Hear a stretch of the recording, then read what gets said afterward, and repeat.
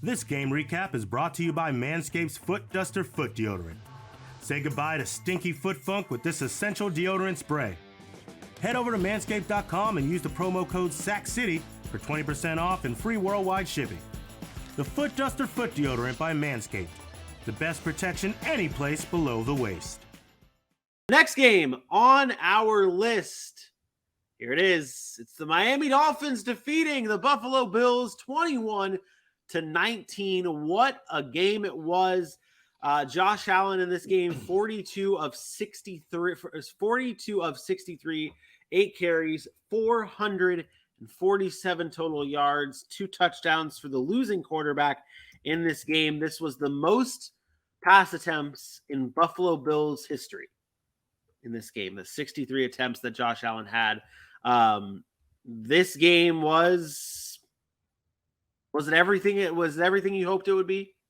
This was a great football game. And you know what? For everybody that's like, well, no, there was no scoring and blah, blah, blah. If you don't appreciate the football game that you saw between the Bills and the Dolphins, then you actually don't really know football.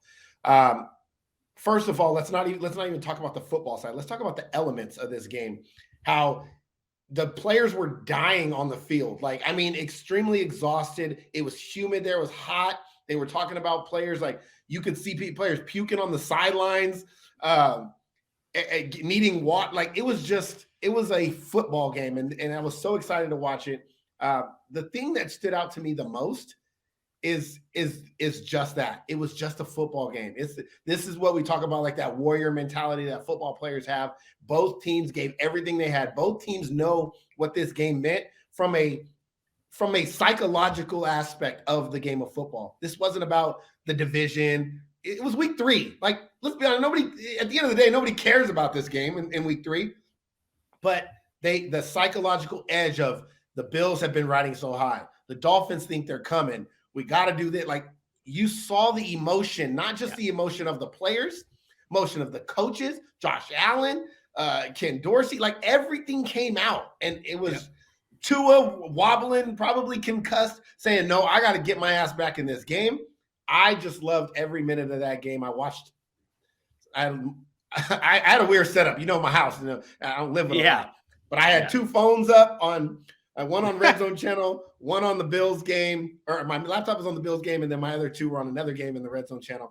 And so I'm just all into this, and I'm just going to tell you, this game was so far my favorite game of the year, even more so than the Dolphins and the Ravens last year. You mean last? Yeah. This was my. Go ahead. Why are you waiting? Oh, what? Yeah, what you were hear? mega frozen. You were mega frozen. I was trying to figure out where you were. What part did you hear last? I just said you this were is very my favorite excited. game of the year. Favorite game of the year, and then it far. sounded like you said since even more so than the Dolphins Ravens game. Yes, even more so than the Dolphins Ravens game. This is my favorite game of the year so far. Yeah.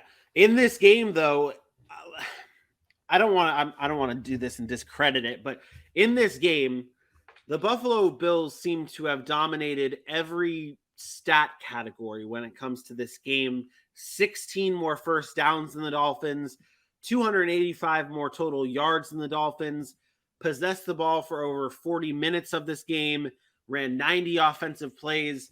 The Bills offensively controlled this game, but it was the Dolphins that were able to finish it and get the win 21-19.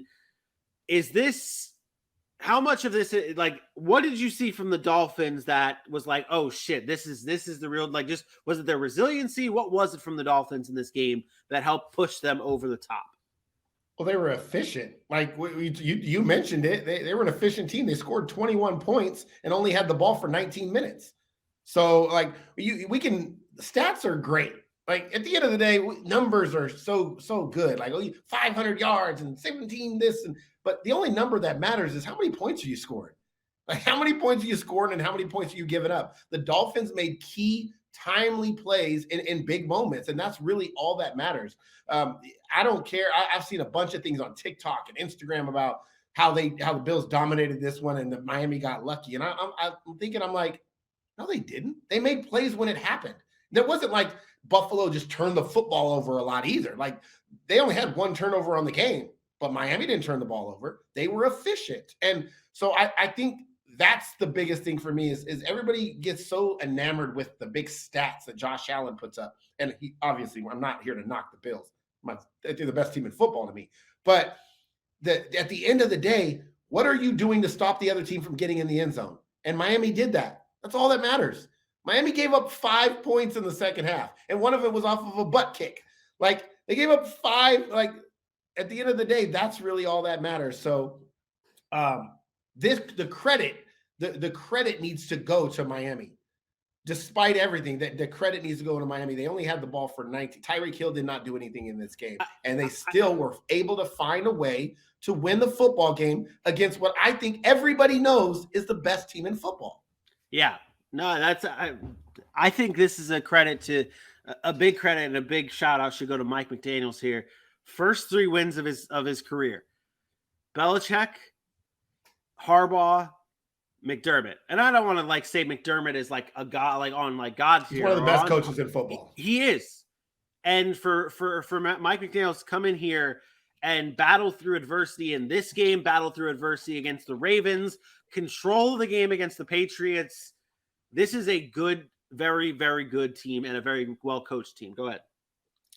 In that same breath, he gets credit. Like, where is the Tua? And I know you're not knocking him, but all those Tua haters, he can't. I'm sorry. We don't look at him and say that's Justin Herbert. But guess where Justin Herbert's at? Justin Herbert's 1-2 and just lost to the Jaguars, while Tua is getting concussed, coming back in a game. Maybe he shouldn't have been or not.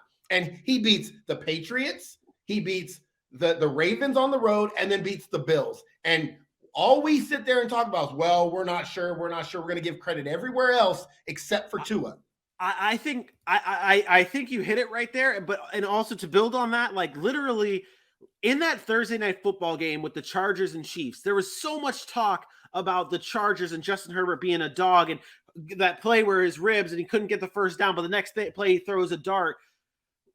This Tua, what happened with Tua, like it's very serious. Like there's investigations for like whether or not they passed the concussion protocol, all that kind of stuff. But Tua's he was bumbling and stumbling. He looked dead before halftime. He looked dead before halftime. That man, there's no reason why that man should have been playing football. If you were to look at what happened before halftime, he came back. He won them this football game. It's unfortunate that it was a concussion and that we have to talk about the investigation of whether or not they passed concussion protocol and this and that. Tua fought back. Tua was dead, came back to life, and won this game for the Dolphins 21-19.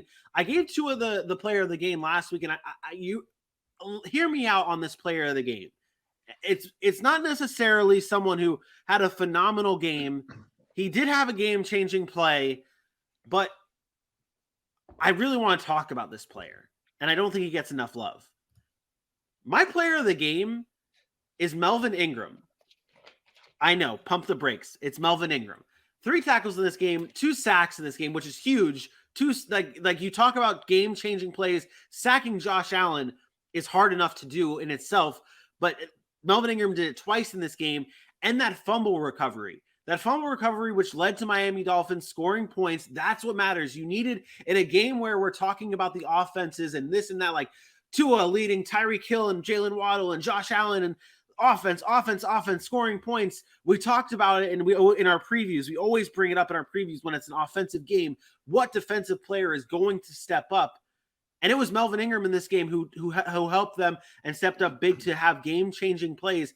And I really wanted to talk about this because we saw this last year with Melvin Ingram, or 2 years ago with Melvin Ingram, when he joined the Chiefs and came in and was an impact player and a difference maker. He's doing the same thing in Miami, and I just really wanted to give credit to Melvin Ingram here and this Dolphins defense as a whole too, and specifically Melvin Ingram, because there's all the big names. We talk about him. Xavier Howard on defense too, like Tua, Tyreek, Jalen Waddle, all this, Mike McDaniels.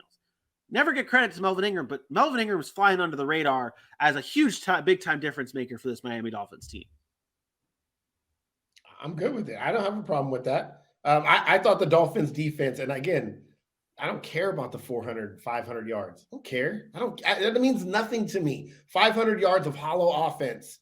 I thought the Dolphins defense played great. And the one thing I will say about that defense, they never wavered from what their game plan was. They blitzed Josh Allen. They got after Josh Allen. And this goes to show you in the NFL. And we've seen it. Now we've seen it with Patrick Mahomes. We've seen it over the years with Brady. If you put pressure, if you are able to get pressure on an elite quarterback, at the end of the day, your team will be right there and have a chance to win the game. Like Josh Allen played great and he did everything he could. But at the end of the day, they put so much pressure on him that it forced Buffalo out of what they wanted to do. And that's all that matters. At the end of the day, they did what they needed to do and they never wavered from it. They didn't care if they gave up a big play. They gave up a big play. Guess what the next play was? We're bringing some more pressure. And they blitz the most in the NFL currently right now. And this is the type of defense they're going to play because they trust that if they do give up a big play, guess what they have on their offense is also big play weapons to come back from it. And that is a beautiful thing when one side of the ball is trusting in the other side of the ball, despite giving up 500 yards, only 19 points. And Tua said, okay, you did your part. You gave up 19 points to the best offense in football right now, and we need to score more. So what we're going to go do, we're going to score 21 and win the game. And they did. Recipe for success. So it's as simple as that. The Dolphins here. I'm excited to see what your power rankings look like on Wednesday with these two teams. It's going to be so much fun. Buffalo has been number 1. The Dolphins were, I think, 4 on your power rankings last week. So they were number 4 behind KC, Baltimore, and Buffalo. So it's gonna be fun. Wednesday's power rankings are going to be huge. Huge. This game was fun. We'll see these two teams match up later on in the season, and that'll probably be our game of the week then. But yep, the Dolphins defeat the Buffalo Bills 21-19 and lead the AFC East now.